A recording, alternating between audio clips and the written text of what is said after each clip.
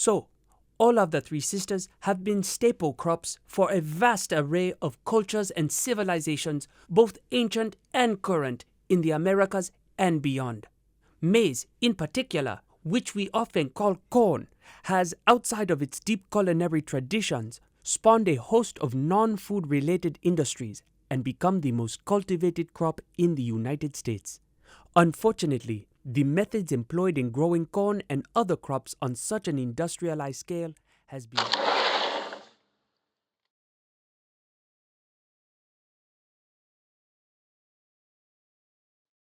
Oh, hey, what's up? I'm just getting my notebook to take some notes. Renee?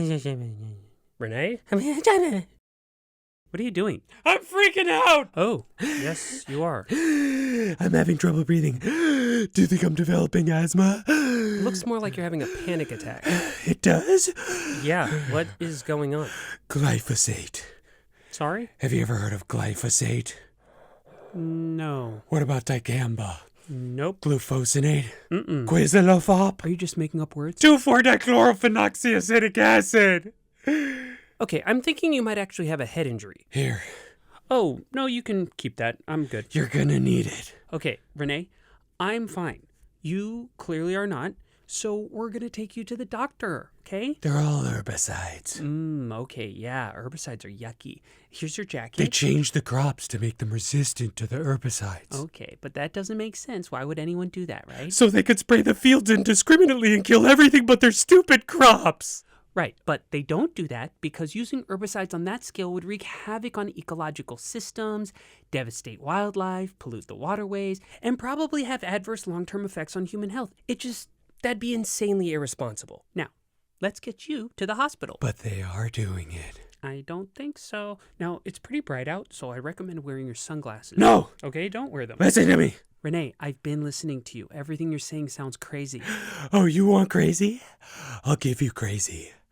So, back in the 90s, this big agro company starts developing their own patented strains of certain crops like corn and soybeans that were unaffected by glyphosate.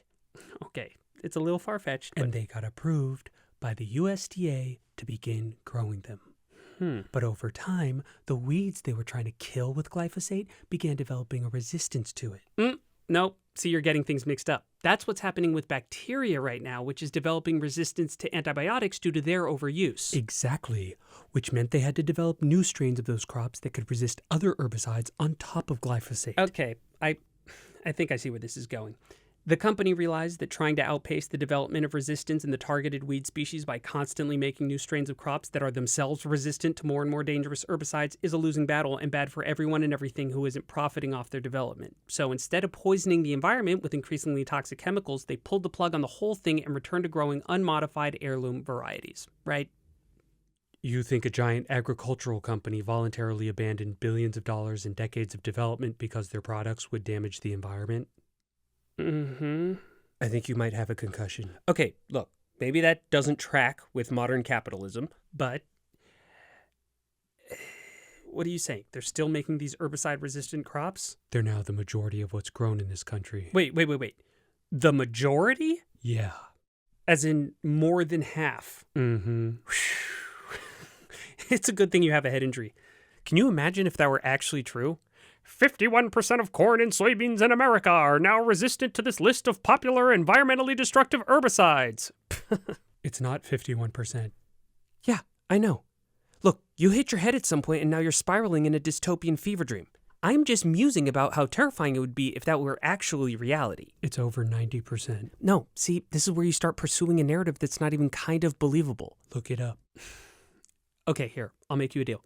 I'll look it up, but then we go to the hospital to get your noggin checked out, okay? Fine. Great. All right. Now, how do you spell glyphosate? G-L-Y. G-L-Y. Oh, look at that. Glyphosate.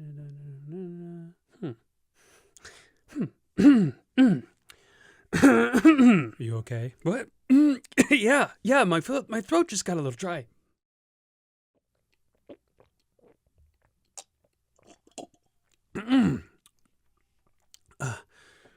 Yeah, I think I just clicked on a bad article.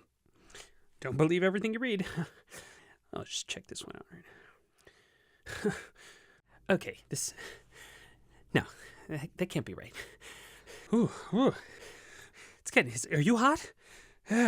Why do they make the words on these websites so wiggly? Maybe you should sit down. Yeah. This is a. These are some good fake websites. I mean, this isn't true. I mean, oh, don't say this isn't true. Look, the internet says it's true, but the internet lies all the time. This is just some big conspiracy theory, right? Fake news. Renee, you got me. That was a good one. Okay, but tell Renee, this is fake news, right? I am sorry to say this, Gene, but it is all true. But. Wait.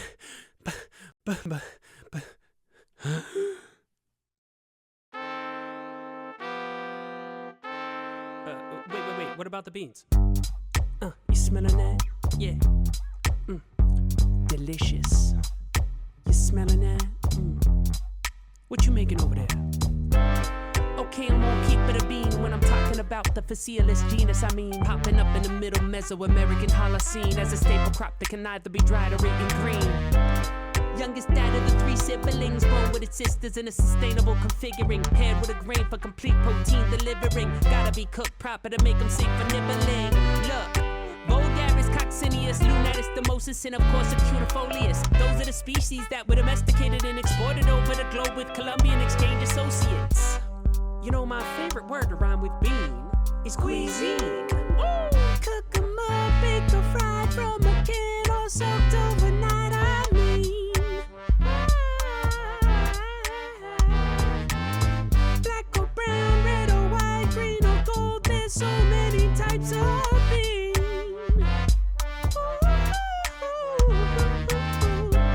Superfood for promoting true heart health and keeping the poops going. Proved to be useful in reducing bad cholesterol too. The reviews are glowing. Other plants even benefit from them growing nearby because they are nitrogen supporting. This applies to kinds excluded from this recording too, but I do not have time to cover more things. They fix the nitrogen inside the mud. They even got more protein than a nut. They put the prebiotics in your gut. They also lower sugars in the blood.